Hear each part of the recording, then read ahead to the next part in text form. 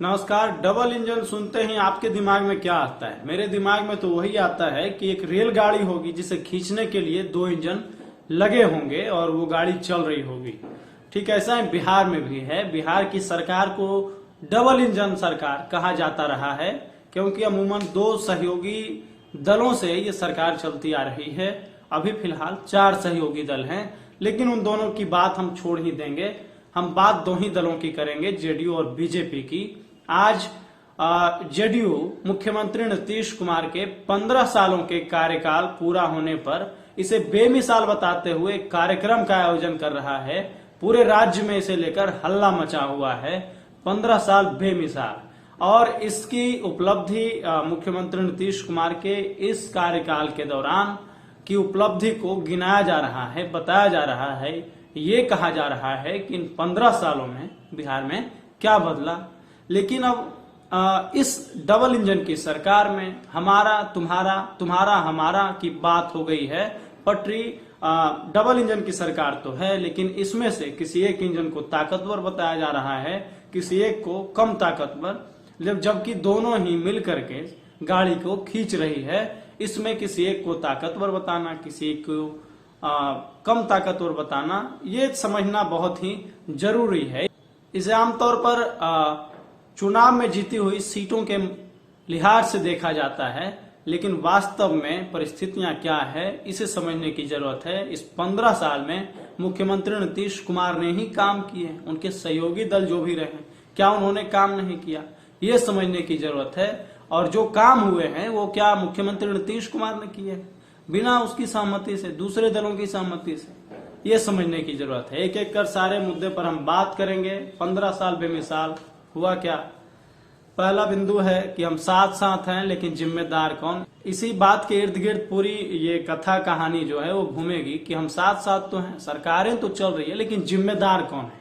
बिहार में जब भी कुछ होता है तो बीजेपी और जेडीयू के बीच टकराहट की बू आने लगती है। एक दूसरे जेडीयू और बीजेपी के नेताओं के बीच अक्सर आरोप प्रत्यारोप लगने लगते हैं। अभी फिलहाल शराबबंदी की बात है, इस पर हम बाद में बात करेंगे कि नीतीश कुमार ने पूर्ण शराबबंदी लागू कर ली, लेकिन बीजेपी वाले अब कह रहे हैं कि इसे वापस लेना चाहिए। जब केंद्र में इतने अच्छे कृषि कानून को मोदी सरकार ने वापस ले लिया, तो शराबबंदी को बिहार में वापस किया ही जाना चाहिए। ये टकराहट सिर्फ शराबबंदी के मामले पर नहीं है, ये अन्य मुद्दों पर भी है, एनआरसी जैसे मुद्दों पर भी है। बहरहाल हम बात इसकी नहीं करेंगे, हम बात करेंगे कि जो भी अच्छे कार्य हुए हैं, बुरे कार्य हुए हैं। अच्छा मतलब विकास और बुरा मतलब भ्रष्टाचार। अपराध का ये जो बिंदु आप देख रहे हैं, टॉप पे अपराध है। अपराध पे दोनों ही दलों के मुख्य नेताओं का एक ही स्टैंड है, जीरो टॉलरेंस। प्रधानमंत्री मोदी को आप जहां भी सुनते होंगे एक ही चीज कहते हैं, भ्रष्टाचार करने वालों को, लूटने वालों को हम छोड़ेंगे नहीं, बख्शेंगे नहीं। वो बख्शे नहीं जाएंगे हैं, किसी भी परिस्थिति में उनको छोड़ा नहीं जाएगा। उनके जितने भी मंत्री हैं यही भाषा बोलते हैं। नीतीश कुमार भी यही भाषा बोलते हैं कि भ्रष्टाचार और गड़बड़ करने वालों को बख्शा नहीं जाएगा। बहरहाल ये नीति है, लेकिन बिहार में जब अपराध की बात होती है, आए दिन हर जिले से लूट, हत्या, अपहरण जैसी शिकायतें आती है। ये कहा जाता था कि वो 90 की दौर की बात है, लालू राज के दौर की बात है, जिसे जंगल राज बताकर मुख्यमंत्री नीतीश कुमार सत्ता में आए। अब वैसे ही परिस्थितियां लगातार विपक्ष कहता है कि अब तो उससे भी ज्यादा है, महा जंगल राज है। तो रोज लूट हो रही है, रोज हत्याएं हो रहे हैं, रेप के केस आ रहे हैं, दुष्कर्म के, सामूहिक दुष्कर्म के, उत्पीड़न के, ये सारी शिकायतें, बहुत सारी शिकायतें रोज दर्ज की जा रही है। बावजूद इसके वो इसे अपवाद बताते हैं सरकार। तो जिम्मेदार कौन है? जो सहयोगी दल तो सभी हैं।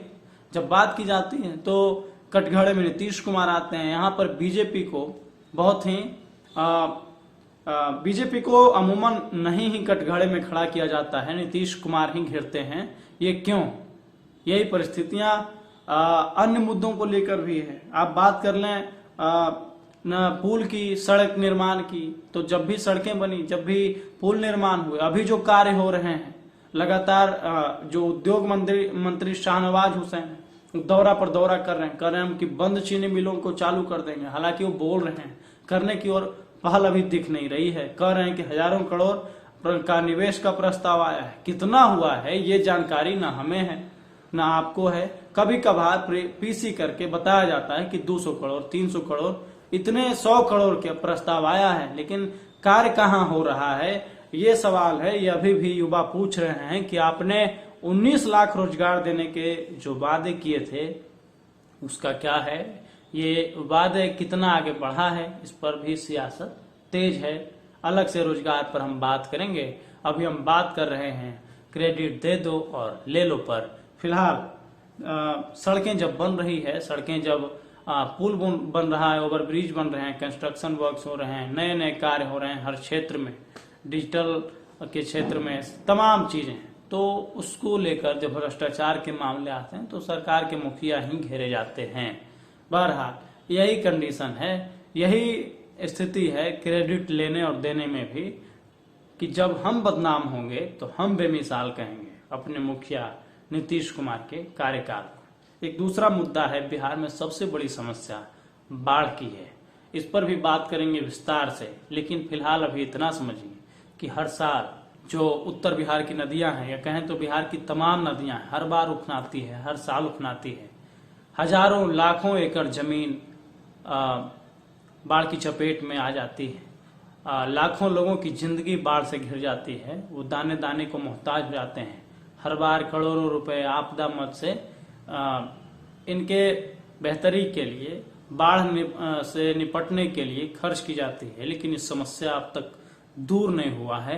एक छोटा सा मुद्दा है जातिगत जनगणना, इसे लेकर तमाम सर्वदलीय बैठक के बाद सभी दलों का एक प्रतिनिधिमंडल, 10 दलों का प्रतिनिधिमंडल नीतीश कुमार के साथ केंद्र तो पहुंच गया, इस पर बात तो कर लिया, लेकिन बाढ़ जैसी समस्या पर अब तक एक गहन मंथन, एक गहन चिंतन नहीं हुआ है कि इससे निजात के लिए क्या किया जाए। हर बार हम चूहों को दोष ठहरा देते हैं कि चूहों ने बांध को काट दिया तो बिहार में बाढ़ आ गई, नेपाल पानी छोड़ दिया तो बिहार में बाढ़ आ गई।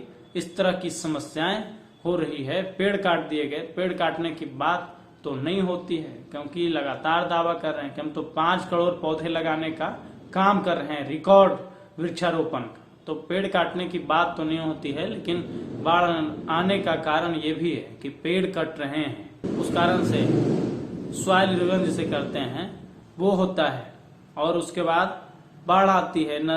जो क्षेत्र है, जो उपजाऊ जमीन है, या फिर जहाँ तट के नदी के किनारे लोग रहते हैं, वो बीघा की बीघा जमीन जो है बाढ़ में चली जाती है। ये स्थितियां हैं।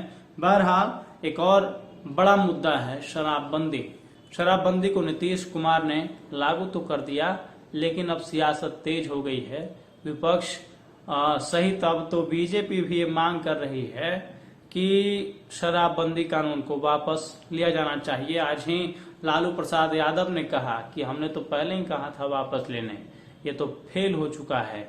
इस पर सियासत गरमाई हुई है। विपक्ष कहता तो विपक्ष का कहना काम था, अब तो बीजेपी ने भी कहा है। एक ही सरकार में 2 इंजन, एक ही रेलगाड़ी का 2 इंजन, दोनों का स्टैंड अलग अलग, कुछ मसलों पर एक, कुछ मसलों पर अलग।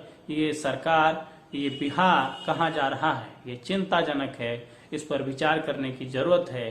बहरहाल क्रेडिट लूटने की जब होड़ होती है तो एक एक कर सभी नेता आगे आ जाते हैं, कहते हैं ये हमारा है, ये हमारा है। क्या हमारा, क्या आपका? जरा सब मिलकर बिहार के विकास को लेकर सोचिए, और सोचिए ये कि हमारा बिहार कहाँ जा रहा है। कभी अग्रणी राज्यों की श्रेणी में रहा बिहार, आज फिसड्डी क्यों है? ये आंकड़े हमें दिखाने की जरूरत नहीं है, ये आप सब जानते हैं। शुक्रिया।